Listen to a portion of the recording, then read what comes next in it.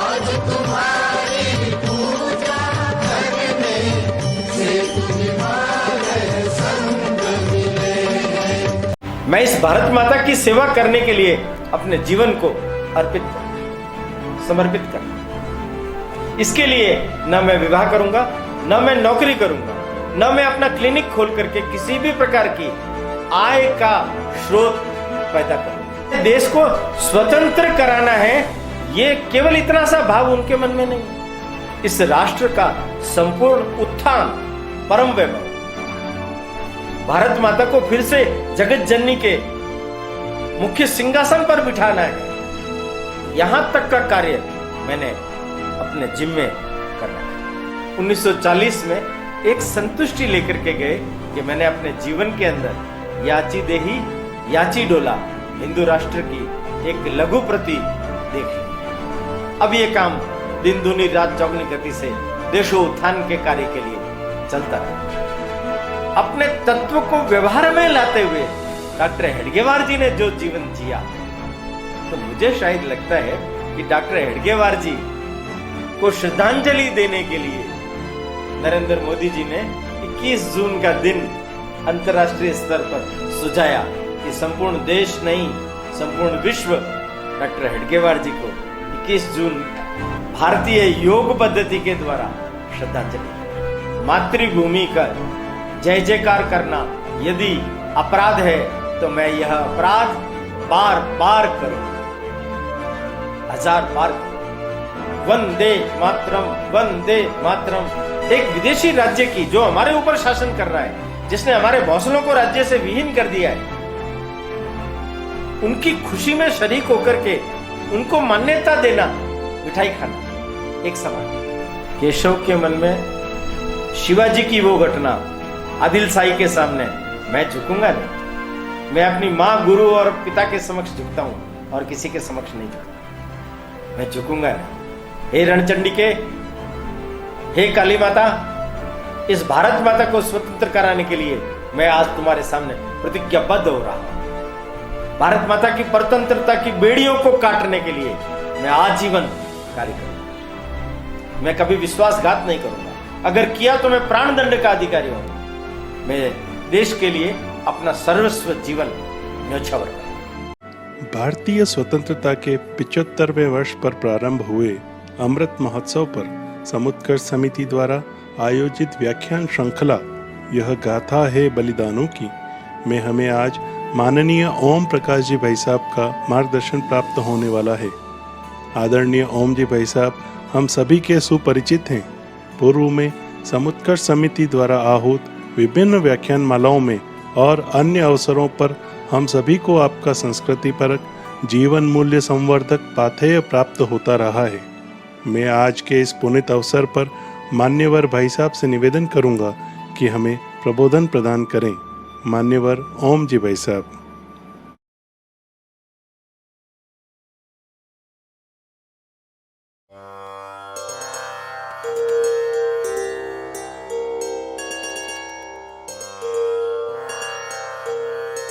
हिंदू भूमे सुरक्षार्थ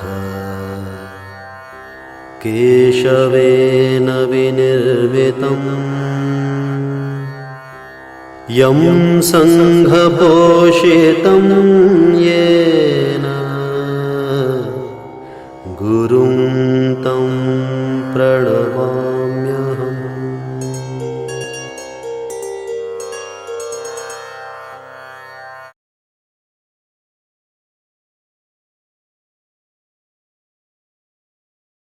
नमस्कार।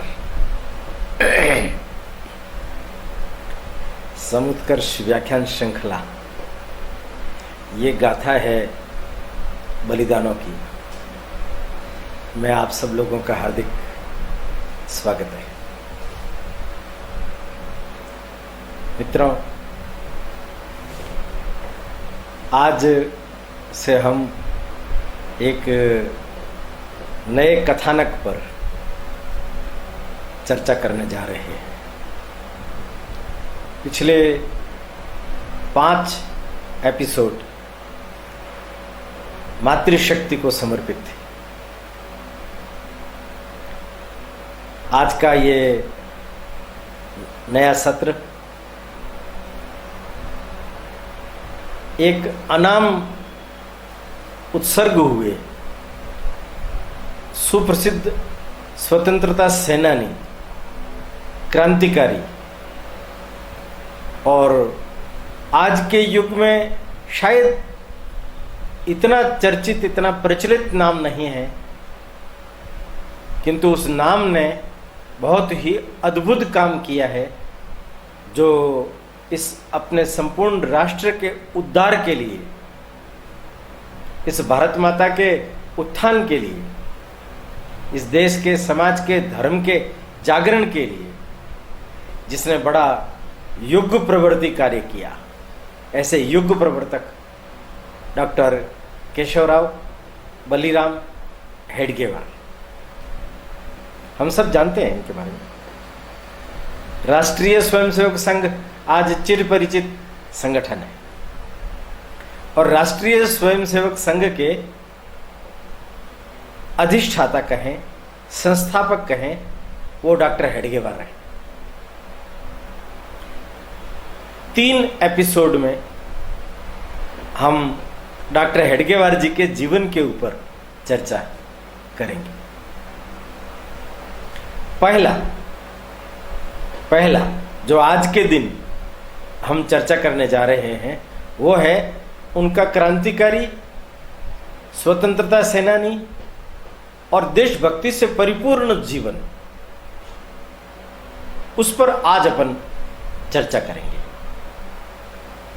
उसके बाद अपन चर्चा करेंगे उनका सार्वजनिक जीवन, जिसमें उन्होंने थोड़ा समय क्रांतिकारी आंदोलन को गति देने में लगाया, थोड़ा समय उन्होंने कांग्रेस में विविध प्रकार के उत्तरदायित्व ग्रहण करके उसकी गतिविधियों में लगाया और समाजो उत्थान के विविध प्रकार के कार्यों को करने के लिए भी उन्होंने अपना समय लगाया। पर ये जो 1915 से लगा करके 1925 डॉक्टर हेडगेवार जी का जो जन्म है वो 1889 वर्ष प्रतिपदा 1 अप्रैल के दिन हुआ है और 1915 में वो कलकत्ता से डॉक्टरी की पढ़ाई पूरी करने के बाद नागपुर लौट आए। नागपुर ही उनकी कर्मभूमि रही है, नागपुर ही उनकी जन्मभूमि रही है। तो 1915 से लगा करके 1925 तक ये 10 साल का कार्यकाल उनके जीवन का बड़ा अहम कार्यकाल है। इसको जानना और समझना इसलिए भी जरूरी है कि समाज के लिए, धर्म के लिए, देश के लिए काम करने वाले लोगों का चिंतन कैसा होना चाहिए, उनका मन कैसा होना चाहिए, उनका विचार कैसा होना चाहिए, उनका कृतित्व कैसा होना चाहिए। और वो डॉक्टर हेडगेवार जी ने जो कुछ उस 10 सालों के दरमियान किया है, उसको जब हम सुनेंगे, समझेंगे तो हमें अच्छी तरह से मालूम पड़ेगा। उन्होंने एक बड़ी विशेष बात, अंग्रेजों को, मुसलमानों को, ईसाइयों को दोषारोपण नहीं किया। उन्होंने आत्मविश्लेषण किया, आत्मा अवलोकन किया। उन्होंने कहा हमारा यहां का जो मूलभूत इस देश का जो स्वामी है, जो पुत्र रूप से भारत माता की सेवा करते आया है, वो हिंदू है। वो जो हिंदू है, उस हिंदू की ही ये जिम्मेदारी है कि वो अपने दुर्गुणों को दूर करे, वो समाज के एकत्व को समझे, हिंदुओं में संगठन की वृत्ति पैदा हो, एकजुट होकर के हिंदू अपने समाज को, अपने धर्म को, अपनी संस्कृति को, अपने देश को उत्थान के, परम वैभव के शिखर तक लेके जाए। ये जो निष्कर्ष उन्होंने निकाला, तो ये काम करेगा कौन? तो उन्होंने विवेकानंद जी का जो विचार उस कालखंड के अंदर हिंदुत्व को लेकर के चला था, तिलक जी वगैरह ये सारे लोग उस दिशा में चल रहे थे। उन्हीं के अनुसार राष्ट्रीय स्वयंसेवक संघ इस नाम से एक काम खड़ा किया जाए जो हिंदुओं में व्यक्ति निर्माण का काम भी करेगा और राष्ट्र के पुनर्निर्माण का भी काम करेगा। तो 1925 से लगाकर उनका स्वर्गवास हुआ 21 जून 1940। 21 जून 1940। इस 15 वर्षों के दौरान उन्होंने पूरे देश भर के अंदर राष्ट्रीय स्वयंसेवक संघ नामक संगठन की विस्तार की, व्यक्ति निर्माण की, कार्यकर्ताओं के गठन की और हिंदू राष्ट्र के एक लघु प्रतिरूप को देखने की काम किया। और अंत में 1940 में एक संतुष्टि लेकर के गए कि मैंने अपने जीवन के अंदर याची देही याची डोला हिंदू राष्ट्र की एक लघु प्रति देख ली है। अब ये काम दिन दूनी रात चौगुनी गति से देशों उत्थान के कार्य के लिए चलता रहेगा। आप में से सब लोग जानते होंगे कि 21 जून आने वाला है और 21 जून अंतर्राष्ट्रीय योग दिवस के रूप में मनाया जाता है। इसका सुझाव किसने दिया? नरेंद्र मोदी जी, जो हमारे देश के प्रधानमंत्री, जो राष्ट्रीय स्वयंसेवक संघ के स्वयंसेवक भी है, पूर्णकालिक प्रचारक के रूप में कार्यकर्ता भी रहे। उन्होंने डॉक्टर हेडगेवार, एक दृष्टिकोण से डॉक्टर हेडगेवार जी ने यह परंपरा संघ में विकसित नहीं की थी कि व्यक्तिवादी रूप से कोई व्यक्ति संघ में गुरु होगा। आप में से भी शायद बहुत सारे लोग नहीं जानते होंगे, संघ में गुरु जो सरसंघ चालक होते हैं वो नहीं होते हैं। संघ में गुरु होते हैं भगवत ध्वज। बहुत सोच समझ करके उन्होंने सारी कार्य पद्धति का निर्धारण किया। ये जो भगवत ध्वज है ये भगवान का ध्वज है, ईश्वर का ध्वज है। माने साक्षात ईश्वर ही अपने सर्वगुण संपन्न स्वरूप के साथ हमारे सामने आकर के हमें मार्गदर्शन देगा। वही हमारा गुरु है। भगवत ध्वज हमारा गुरु है, पर उस गुरु के संपूर्ण गुणों को अपने अंदर समेटे हुए, अपने तत्व को व्यवहार में लाते हुए डॉक्टर हेडगेवार जी ने जो जीवन जिया, तो मुझे शायद लगता है कि डॉक्टर हेडगेवार जी को श्रद्धांजलि देने के लिए नरेंद्र मोदी जी ने 21 जून का दिन अंतर्राष्ट्रीय स्तर पर सुझाया कि संपूर्ण देश नहीं, संपूर्ण विश्व डॉक्टर हेडगेवार जी को 21 जून भारतीय योग पद्धति के द्वारा श्रद्धांजलि देगा। शुरू करते हैं हम पहले आज के एपिसोड की चर्चा। नागपुर के अंदर डॉक्टर हेडगेवार जी का परिवार, वेदपाठी परिवार, कर्मकांडी परिवार, अग्निहोत्र परिवार। नागपुर में प्रथा है अपना नाम, फिर पिता का नाम, फिर सरनेम। तो डॉक्टर केशवराव बलिराम पंत हेडगेवार, बलिराम इनके पिताजी का नाम था और इनकी मां का नाम था रेवती बाई। ये मूलतः आंध्र प्रदेश के निजामाबाद जिला, उसकी कंदकुर्ती गांव, वहां से आए हुए थे। तेलंग ब्राह्मण, वर्षों पहले आ गए थे। भोंसले परिवार नागपुर के अंदर रहता था, राज परिवार था, ब्राह्मणों को परवरिश करवाता था। उनकी छत्र छाया में, उनके संरक्षण में ये परिवार यहां पल रहा था। वो तो चले गए, अंग्रेजों ने उनका राज्य हड़प लिया। राज्य हड़प लेने के बाद में इनकी आय के सारे स्रोत भी खत्म हो गए। बलिराम पंत, इनके 3 पुत्र और 3 पुत्रियां हुई। सबसे बड़े महादेव शास्त्री, दूसरे नंबर पर सीताराम पंत और तीसरे नंबर पर डॉक्टर हेडगेवार। 3 बहनें, सरू, राजू और रंगू नागपुर में ही ब्याही गई तीनों। इनके जो पिताजी थे वो बड़े सेवाभावी वृत्ति के थे और इनकी मां बहुत कर्मठ थी।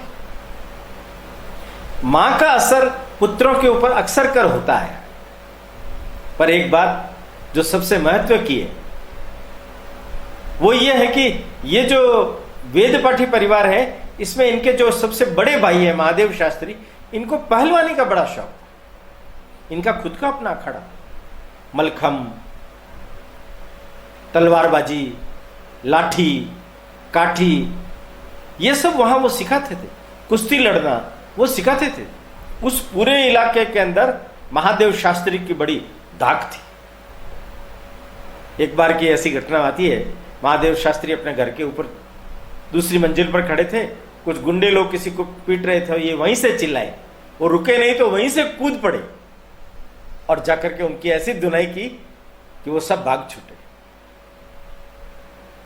महादेव शास्त्री का क्रोध केवल महादेव शास्त्री का नहीं था, इनके पूरे परिवार का था। जो लोग जानते हैं इनका क्रोध, और बाद में डॉक्टर हेडगेवार जी के जिन लोगों ने भाषण सुने हैं, बड़े उग्रवादी भाषण, बड़े क्रांतिकारी भाषण, उसमें क्रोध की भी झलक छलकती हुई दिखाई देती थी। ये जो बालक है, इनसे महादेव शास्त्री की इच्छा क्या है, तुम अखाड़े में आओ और अपनी पढ़ाई करो। अंग्रेजी पढ़ाई से उनको चिढ़ होती थी। ये कभी बैठा बैठे अपने घर में एग फॉर अंडा ऐसा अगर बोल देते तो महादेव शास्त्री उनकी पिटाई अच्छी तरह से कर देते थे। महादेव शास्त्री इतने क्रोधी थे, एक बार इनको भांग घोटने के लिए बोला, हेडगेवार जी मना कर देते थे। जब केशव मना कर देते थे तो उनकी किताबें वगैरह सारी घोट करके फेंक देते थे, जला देते थे, इतना क्रोध आता था। पर वो भी जिद के, अपने संकल्प के पक्के थे। उन्होंने इनकार कर दिया कि भांग नहीं घोटूंगा तो नहीं घोटूंगा। ये तीनों भाई बड़े पुरुषार्थी थे। इनके घर में आज भी आप जाएंगे तो नागपुर के अंदर इनका घर देखने के लिए उपलब्ध है। घर के पिछवाड़े में एक कुआं है, कितने ही लंबे समय से कुआं साफ ही नहीं हुआ। घर वाले अनुमति देंगे नहीं, तो तीनों भाइयों ने निश्चय किया, घर के लिए सवेरे उपयोग में आने लायक पानी निकाल करके रख दिया, और तीनों भाई रात भर के अंदर पानी उलीच उलीच करके निकाला, पूरे कुएं को साफ कर दिया और वापस पानी ला करके उसको भर दिया। सवेरे तक सारा काम संपन्न कर दिया। मैंने काम करने की क्षमता, असाध्य से, असंभव से लगने वाले कार्य को भी चुटकी बजाते हुए भी पूरा कर लेना, ये वृत्ति डॉक्टर हेडगेवार जी में अपने भाई के कारण से आई। उन्होंने तैरना भी सिखाया। 3 बड़ी महत्वपूर्ण घटनाएं हैं उनके जीवन की, बचपन की। वो घटनाएं इस बात को दिग्दर्शित करती है कि ये जो बालक है वो जन्मजात देशभक्त था। पहली घटना, अब आप देखिए 89 में जन्म हुआ है और 97 की घटना है। महारानी विक्टोरिया, अंग्रेजों की महारानी विक्टोरिया, उसके राज्य को 60 साल पूरे हो गए थे। 60वां राज्यारोहण पूरे देश भर में बड़े धूमधाम से मनाया जाने लगा। स्कूलों में मिठाइयां बांटी गई। इस बालक की आयु 8 वर्ष है। 8 वर्ष के बालक की समझ कितनी होती है आप सब जानते हैं। मिठाई के प्रति बच्चों को कितना जबरदस्त आकर्षण होता है यह भी आप सब जानते हैं। पर इस बालक ने जो काम किया वो उल्लेखनीय। इसने उस मिठाई के दोने को लिया और नाली के अंदर फेंक दिया। मुंह लटका के घर आ गया। घर में 2-4 लोग बैठे हुए थे। बड़े भाई शास्त्री जी ने पूछा, अरे भाई आज मुंह क्यों लटका के रखा है? आज तो तुम्हें स्कूल में मिठाई मिली होगी ना। उन्होंने कहा वो मिठाई नहीं, विष की पुड़िया है। एक विदेशी राज्य की, जो हमारे ऊपर शासन कर रहा है, जिसने हमारे भौसलों को राज्य से विहीन कर दिया है, उनकी खुशी में शरीक होकर के उनको मान्यता देना, मिठाई खाना एक समान।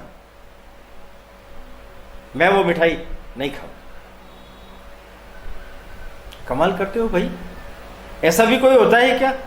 तुम्हारे मिठाई नहीं खाने से कौन सा राज्य वापस आ जाएगा? उनका राज्य वापस आए चाहे मत आए, पर ऐसे राज्य को मान्यता देना यह कदापि संभव नहीं। मैंने देशभक्ति का भाव उस बालक के मन में 8 वर्ष की उम्र में दिग्दर्शित हो रहा है। और 1901 में एडवर्ड सप्तम फिर जब राजा बने तो उनका राज्यारोहण पूरे देश भर में मनाया जाने लगा। नागपुर का एम्प्रेस मिल, उनके मालिकों ने आतिशबाजी का बड़ा भव्य कार्यक्रम रखा। नागपुर के लोग वहां देखने के लिए जा रहे थे।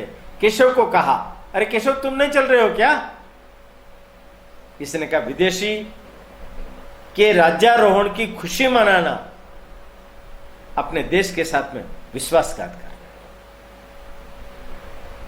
आप सोचिए, ये 10-12 साल का लड़का, 10-12 साल का लड़का क्या कर रहा है, क्या कह रहा है? दुर्देव पीछा कर रहे थे। हर महापुरुष को गरीबी की छत्र छाया में ऊपर वाले पर पूरा विश्वास रखते हुए आगे बढ़ना पड़ता है। नागपुर के अंदर उस समय में बड़ा भयंकर प्लेग फैला।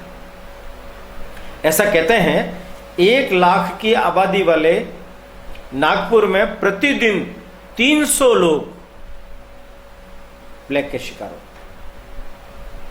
उनके पिताजी, माताजी दाह क्रियाओं में भाग लेकर उनके दाह कर्म करा करके एक दिन में 15-15 बार जाकर के फिर वापस नहाना धोना ये सब करते हुए कर्मकांडी थे।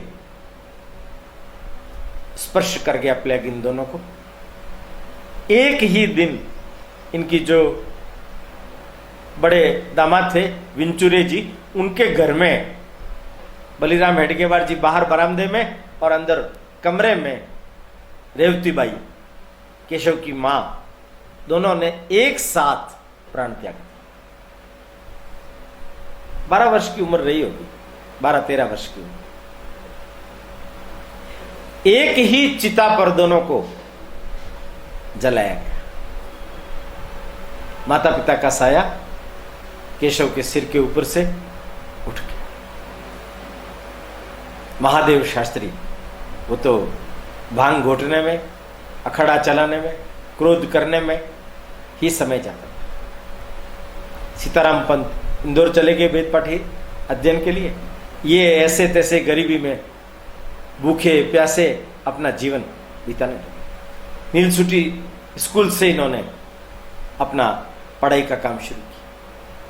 पर उस कालखंड के अंदर डॉक्टर बालकृष्ण शिवराम मुंजे के सहयोग के कारण और इनके अनेक मित्रों के सहयोग के कारण से तिलक का केसरी मराठा पढ़ना, उसमें से समाज सेवा के लिए काम करना, लोगों को जगाने के लिए काम करना।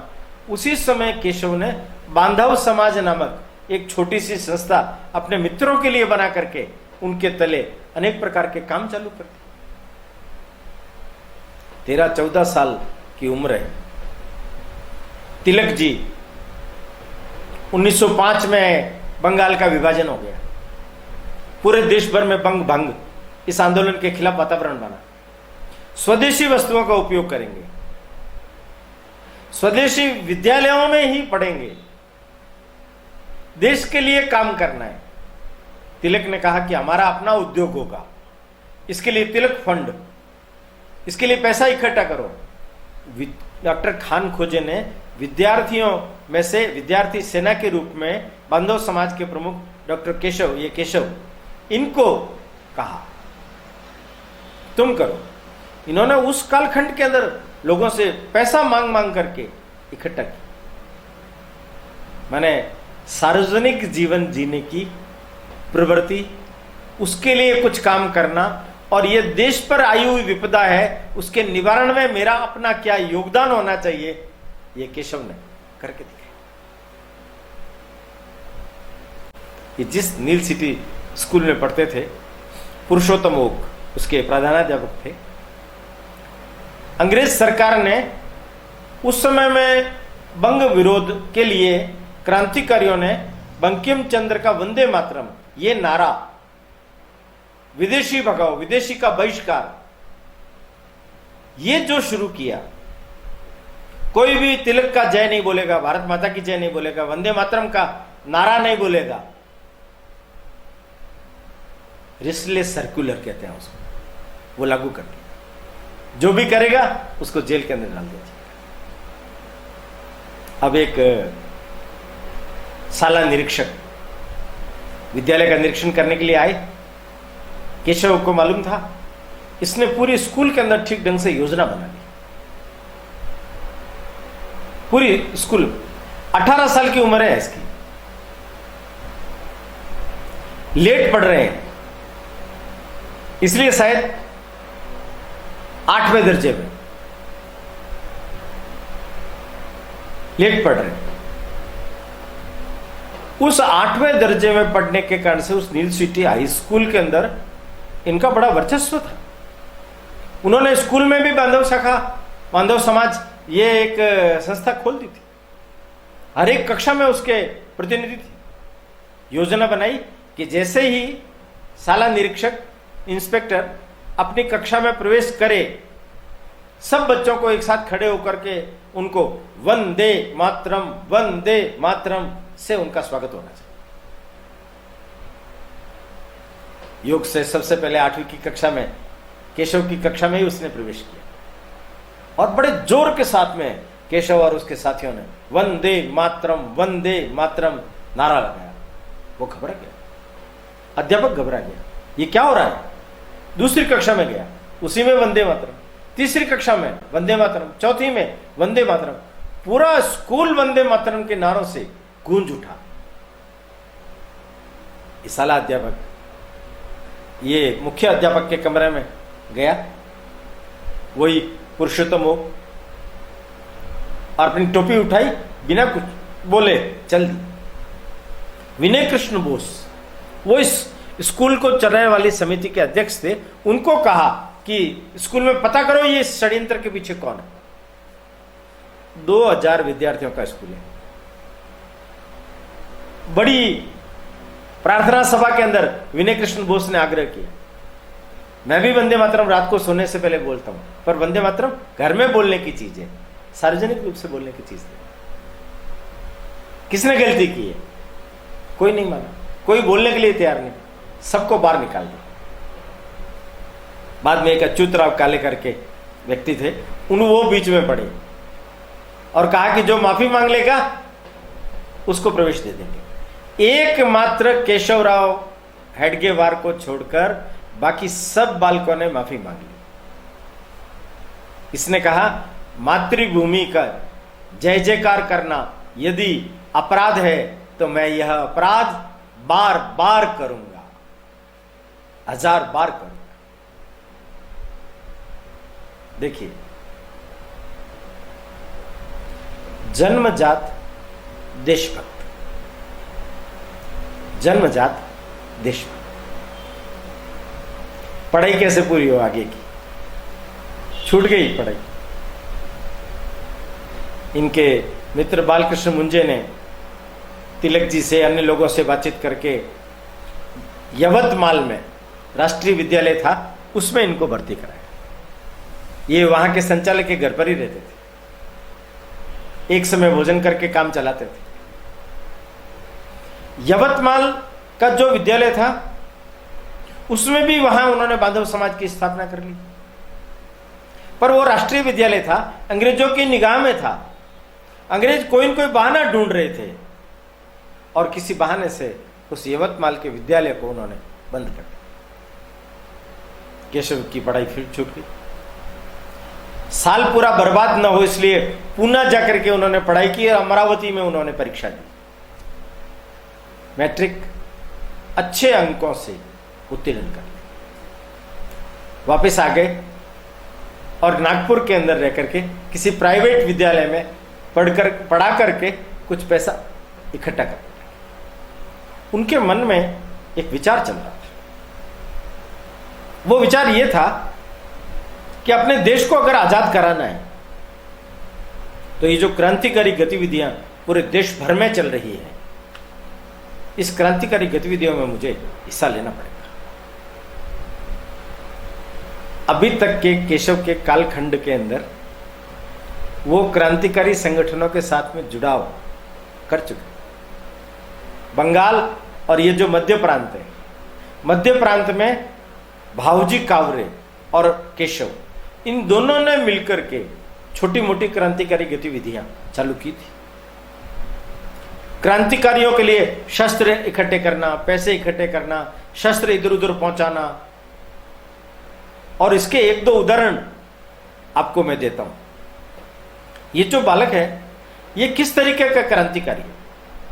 तो राम पायली, ये इंदौर के पास में स्थान है, वहां इनके चाचा मोरेश्वर हेडगेवार माने आबाजी हेडगेवार रेवेन्यू इंस्पेक्टर थे।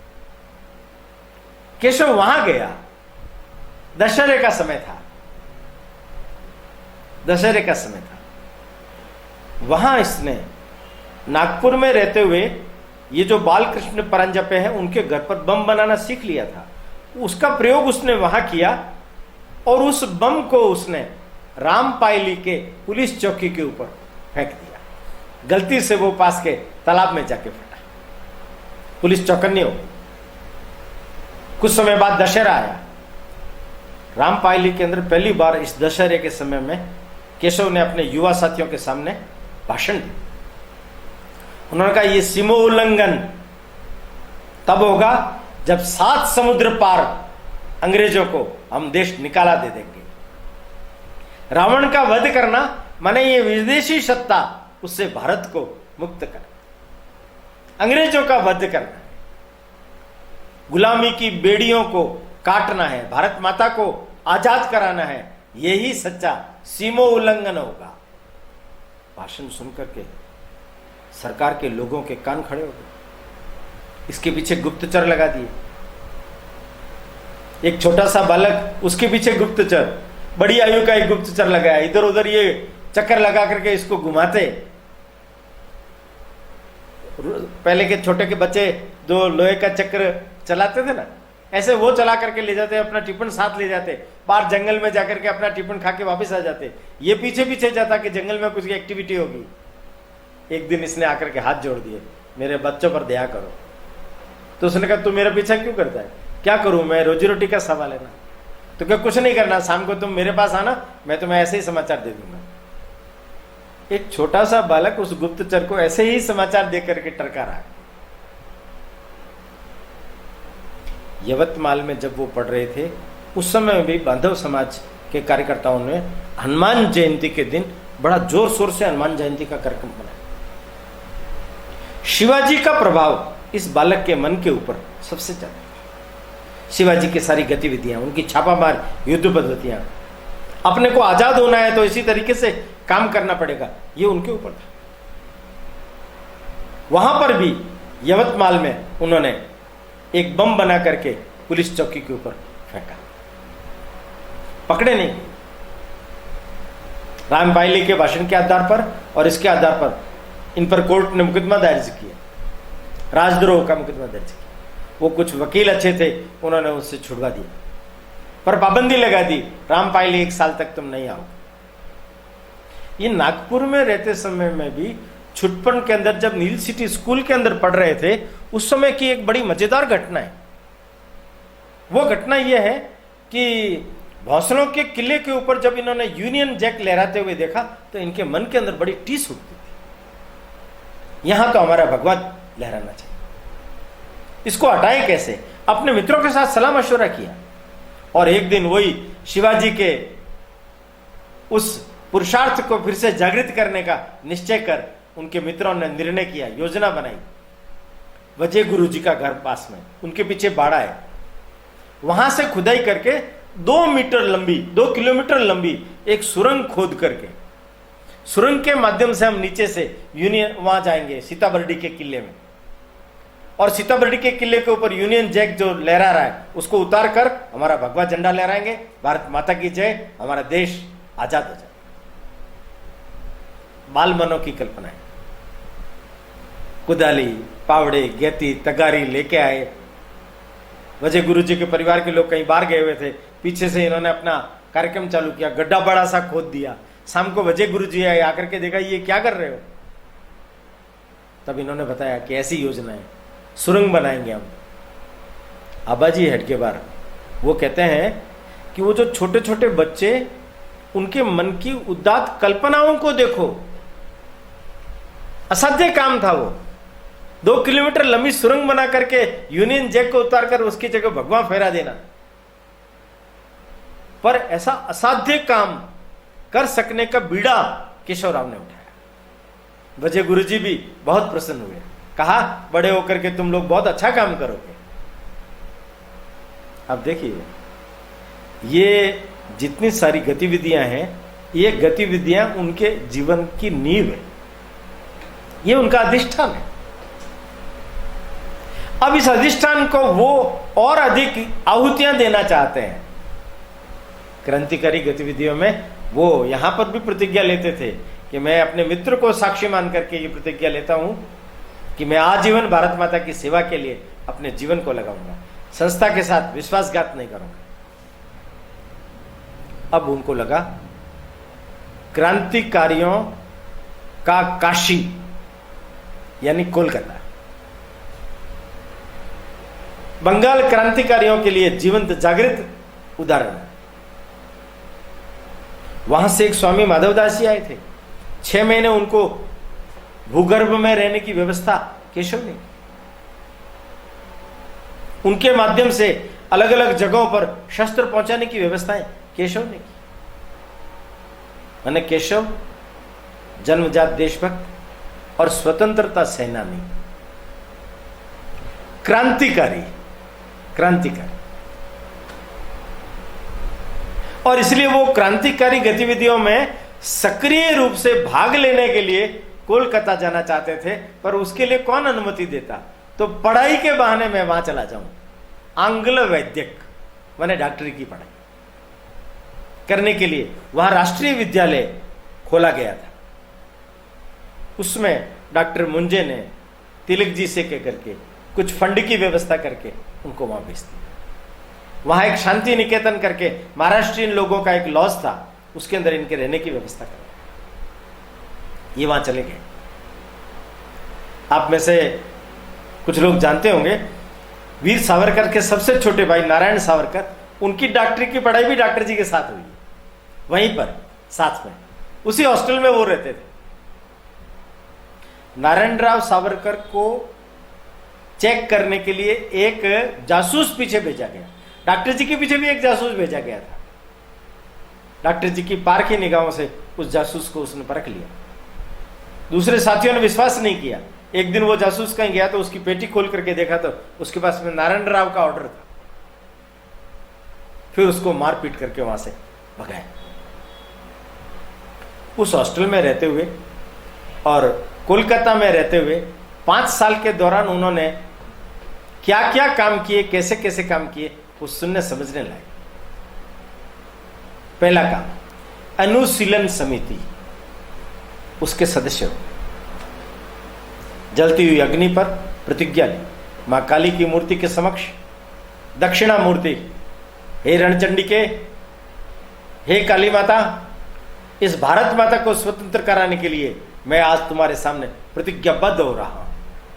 भारत माता की परतंत्रता की बेड़ियों को काटने के लिए मैं आजीवन कार्य करूंगा। मैं कभी विश्वासघात नहीं करूंगा, अगर किया तो मैं प्राणदंड का अधिकारी होऊंगा। मैं देश के लिए अपना सर्वस्व जीवन न्योछावर करूंगा। केशव हेडगेवार का नाम रखा कोकेन, गुप्त नाम। शस्त्रों को वो एनोरमी बोलते थे। पुलिन, बिहारी, श्याम सुंदर चक्रवर्ती, उस समय के अनेक प्रमुख कार्यकर्ता, अलीपाड़ा कांड हुआ ही था, उसके बाद 1910 में ये वहां पहुंचे और उन्होंने उनके साथ में काम करना शुरू कर, बम बनाना, शस्त्र। जब भी मध्य प्रांत वापस जाते वो नागपुर, विदर्भ, तब सारे शस्त्र लेके जाते, अनेक बार शस्त्र लेकर के अनेक जगहों पर वहां पहुंचाए। जाते समय में केशव की निर्भीकता कैसी थी, इसका एक छोटा उदाहरण देखिए। एक बार छुट्टियों के समय में वो अपने मित्र के साथ में यवतमाल वापस गए थे। यवतमाल का जो जिला कलेक्टर था, उसका ऐसा नियम था कि जो भी सामने आता है उनको सैल्यूट लगाना चाहिए। केशव और उसके मित्र शाम के समय टहलने के लिए जा रहे थे, योग से कलेक्टर महोदय और उसके मंडली सामने आ गई, दोनों आमने सामने हुई, तो केशव ने सैल्यूट नहीं किया। उनके मित्र साथ में कहने लगे सैल्यूट करो सैल्यूट करो। उन्होंने कहा नहीं, ये विदेशी व्यक्ति, इसको हम क्यों सैल्यूट करेंगे। वहां तू तो मैं हो गई। उनके साथ वालों ने कहा कलेक्टर साहब का नियम है, उनका मैं इनको जानता नहीं, पहचानता नहीं, इनको मैं किस बात का सैल्यूट करूं। और दूसरा, ये विदेशी व्यक्ति हमारे देश पर आकर के हमारे यहां शासन कर रहा है, इसको मैं धक्के मार के निकालूंगा। केशव की उग्रता को देखकर कलेक्टर भी दंग रह गया। उसने भी मामले को शांत करके और उनको जाने के लिए बोल दिया। साथ के मित्र भी बड़े दंग रह गए कि केशव कितने निर्भीक है, ये कलेक्टर से भी भिड़ गए और नहीं झुके वो, क्योंकि केशव के मन में शिवाजी की वो घटना, आदिल शाही के सामने मैं झुकूंगा नहीं, मैं अपनी मां, गुरु और पिता के समक्ष झुकता हूं और किसी के समक्ष नहीं झुकता, मैं झुकूंगा नहीं।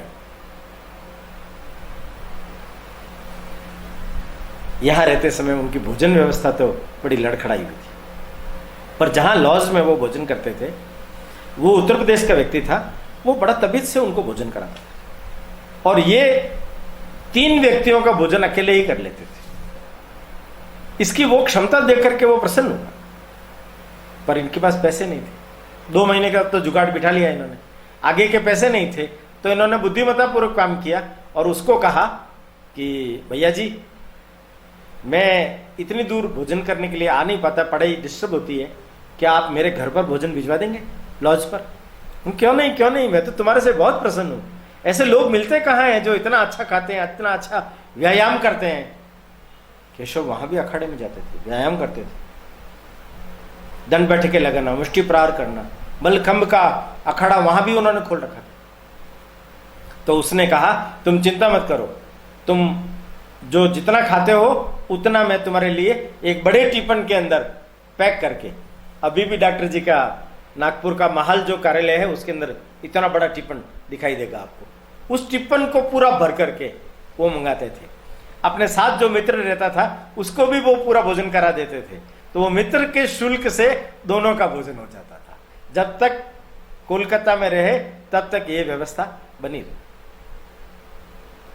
मोहल्ले के लोग बदमाश थे, वो इनके लॉज को खाली कराना चाहते थे। रात के समय एक बार पत्थरबाजी की, जाकर के पूछे तो मालूम ही नहीं पड़ी, लोगों के घरों से पत्थर आ रहे। बहुत बार समझाया किया, कुछ हल नहीं निकला, तो डॉक्टर ये केशव ने एक काम किया, शाम के समय जैसे ही पत्थरबाजी शुरू हुई और ये बाहर निकले, और बाहर निकल करके सामने जो भी मिला उसको मारने लगे। वो कि मुझे क्यों मार रहे हो, कुछ नहीं बोले, मार रहे थे। लोग इकट्ठे हो गए, इसको क्यों मार रहे हो, तो पत्थर क्यों फेंक रहे हो, हम नहीं फेंक रहे, तो तुम्हारे मोहल्ले से पत्थर आ रहे हैं, तुम्हारे घरों से पत्थर आ रहे हैं, ये तुम्हारी जिम्मेदारी नहीं है क्या, तुम पल्ला झटक रहे हो।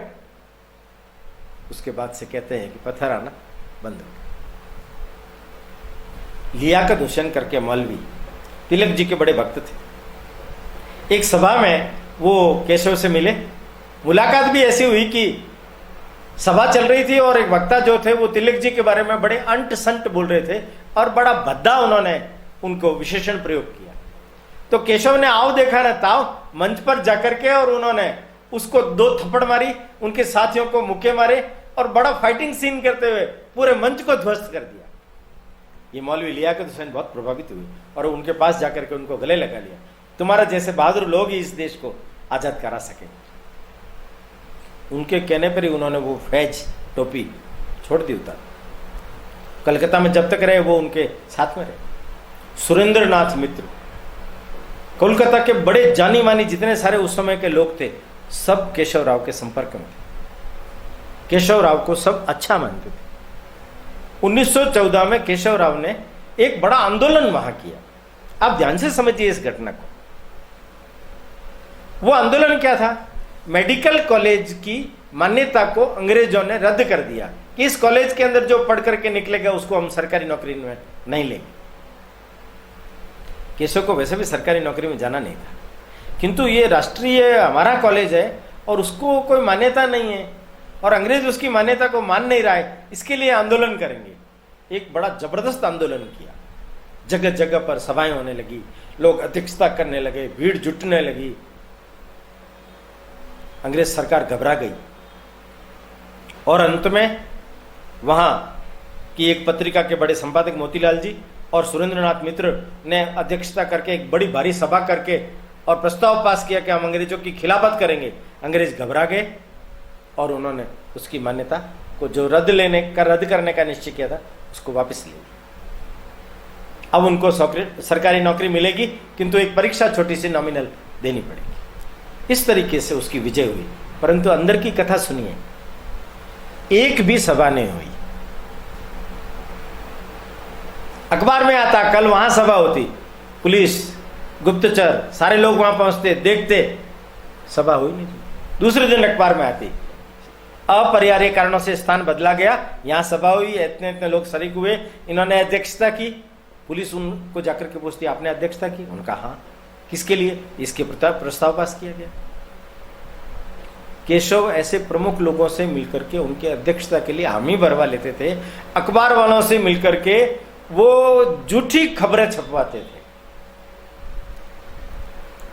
बिना किसी आंदोलन के, केवल अखबारी अहुआ खड़ा करके, आंदोलन खड़ा करके उन्होंने इतनी बड़ी सफलता प्राप्त कर ली। इस थोथी प्रचार सिद्धता में भी केशव माहिर थे, पर उन्होंने कभी भी जिंदगी में इस चीज का इस्तेमाल नहीं किया, कभी भी इस्तेमाल। वो जानते थे ये ठोस नहीं है, पर एक प्रतिष्ठा का प्रश्न बना हुआ था राष्ट्रीय कॉलेज के लिए, इसलिए उन्होंने इस युक्ति से काम को आगे बढ़ाया। अच्छे अंकों से वो पढ़ रहे थे, हर साल उत्तीर्ण होते जा रहे थे। 1913 में भयंकर बाढ़ आई दामोदर नदी में। तब डॉक्टर केशवराव बलिराम हेडगेवार ने अपनी मित्र मंडली को साथ लेकर रामकृष्ण मठ मिशन के साथ मिलकर के रात दिन एक कर दी। बंगाली सीखे थे, तैर करके लोगों तक खाद्य सामग्री पहुंचाना, उनके रहने की व्यवस्था करना, उनके पुनर्वास की व्यवस्था करना, सेवा कार्यों के माध्यम से संपूर्ण कोलकाता के जनजीवन को, ग्रामीण जीवन को समझना और उनको दिलासा देना, आगे बढ़ाना, ये काम उस कालखंड के अंदर किया। रामकृष्ण मठ मिशन के महाराज लोगों ने भी केशव राव और उसकी मंडली को बहुत साधुवाद दिया। इतना निष्प्रिय, इतना निस्वार्थ भाव से समाज की सेवा करने वाला दल रात दिन एक होकर के अपने खाने की चिंता न करते हुए करना कितना कठिन है। ये उन्होंने स्वयं अपने आगे होकर के दिखाया। आज संघ में जो सेवा कार्य इत्यादि जो दिखाई देते हैं, उनके मूल में डॉक्टर हेडगेवार जी का यही उपक्रम था। अपना समाज है, उसके लिए हम काम कर रहे हैं, अपना देश है, उसके लिए अपन काम कर रहे हैं, उसके लिए तो निस्वार्थ भाव से काम करेंगे तो ही तो होगा, नहीं तो कैसे होगा। और देखिए, पढ़ाई जब पूरी हो गई, तो कॉलेज के प्रिंसिपल ने हेडगेवार को अपने कक्ष में बुलाया, बिठाया और कहा कि डॉक्टर हेडगेवार, तुम बहुत अच्छे अंकों से उत्तीर्ण हुए हो, इसके लिए तुम्हें बहुत बहुत बधाई है। अब तुम नागपुर जाकर के या तो सरकारी नौकरी करोगे। उस समय में मध्य प्रांत में केवल 75 सरकारी डॉक्टर थे, केवल 75। बहुत बड़ी आबादी पर इतने कम डॉक्टर होने के बावजूद भी डॉक्टर हेडगेवार को उन्होंने एक प्रस्ताव रखा। ब्रह्म देश की राजधानी रंगून से मेरे एक मित्र का निजी अस्पताल है, वहां से समाचार आया बहुत अच्छी धनराशि दी जाएगी। उस समय में 7,000 रुपया महीना। तुम्हारी स्थिति मैं जानता हूं, तुम्हारे लिए एक स्वर्णिम अपॉर्चुनिटीज है, यह अवसर है। तुम वहां जाओ और वहां के सारे काम को संभालो। केशवराव हेडगेवार हाथ जोड़ करके बोलते हैं, मुझे आप क्षमा कीजिए, मैं आपकी आज्ञा का, आपकी आशा का अनुपालन नहीं कर पाऊंगा। क्यों? इतना बड़ा ऑफर, इतना अधिक पैसा मिलेगा, क्या तुम नौकरी नहीं करना चाहते? उन्होंने कहा कि मैंने निश्चय कर रखा है, बहुत पहले से ही मैंने निश्चय कर रखा है। यहां पढ़ने के लिए जब मैं आया था उससे पहले से ही मैंने निश्चय कर रखा है कि न तो मैं सरकारी नौकरी करूंगा और न ही मैं अपना क्लिनिक खोल करके चिकित्सा सेवा करूंगा। अरे तो फिर बाल बच्चे, पत्नी, घर गृहस्थी, उनको क्या खिलाओगे? विनम्रता से केशव ने कहा, मैं शादी भी नहीं करूंगा, घर गृहस्थी नहीं चलाऊंगा। ये भी नहीं करोगे तुम? तो फिर तुम क्या करोगे? देश सेवा, देश सेवा। मैंने अपने जीवन में एक व्रत ले रखा है, मैं इस भारत माता की सेवा करने के लिए अपने जीवन को अर्पित कर रहा, समर्पित कर रहा। इसके लिए न मैं विवाह करूंगा, न मैं नौकरी करूंगा, न मैं अपना क्लिनिक खोल करके किसी भी प्रकार की आय का स्रोत पैदा करूंगा।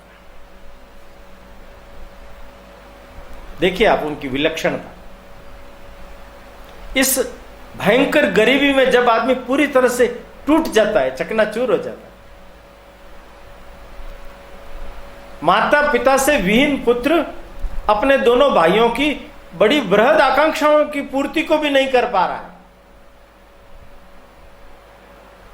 उनके चाचा, उनके घर वाले कितना बड़ा स्वप्न लेकर के बैठे हुए होंगे कि डॉक्टर हेडगेवार जब वापस नागपुर में आएंगे तो उनका क्लिनिक होगा, वो पैसे कमाएंगे, हमारी घर गृहस्थी में ये जो गरीबी का विघ्न आया हुआ है ये दूर हो जाएगा।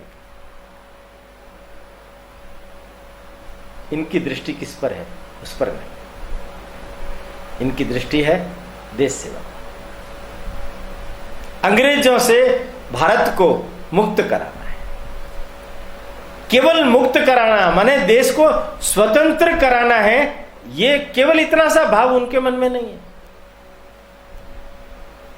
इस राष्ट्र का संपूर्ण उत्थान, परम वैभव, भारत माता को फिर से जगत जननी के मुख्य सिंहासन पर बिठाना है, यहां तक का कार्य मैंने अपने जिम्मे कर रखा है। इसलिए मैं ये काम नहीं कर पाऊंगा। मैं आपसे हाथ जोड़कर क्षमा याचना करता हूं। दंग हो गए, हतप्रभ हो गए, आश्चर्य युक्त होकर के प्रिंसिपल महोदय कहने लगे, बेटा आज के जमाने में इस प्रकार की सोच रख करके कोई व्यक्ति चलता है, बहुत बड़ा महान कार्य कर रहा है। मैं तो तुम्हें अपना आशीर्वाद देता हूं, तुम अपने जीवन में यशस्वी हो और अपने लक्ष्य को पूरा करो। डॉक्टर हेडगेवार कोलकाता का अपना प्रवास पूरा करके क्रांतिकारी गतिविधि मिशन को मध्य प्रांत में विस्तार देने के लिए भाऊजी कावरे के साथ मिलकर के काम करने के लिए आ गए। अब 1915 से 1925 ये बहुत ही महत्व का कालखंड है उनके जीवन का। मित्रों, इसको ठीक ढंग से समझना कि ये जो व्यक्ति है इसने अपने जीवन में सार्वजनिक जीवन के सब प्रकार के अनुभव करने के बाद जो निष्कर्ष निकाला है वो कितना बड़ा निष्कर्ष है। अगले एपिसोड में हम इन 10 सालों की उनकी यशो गाथा को ठीक ढंग से सुनेंगे, समझेंगे और अपने जीवन में भी उतारेंगे। इतना ही मैं निवेदन करके आज की बात यहीं पूरी करता हूँ। नमस्कार।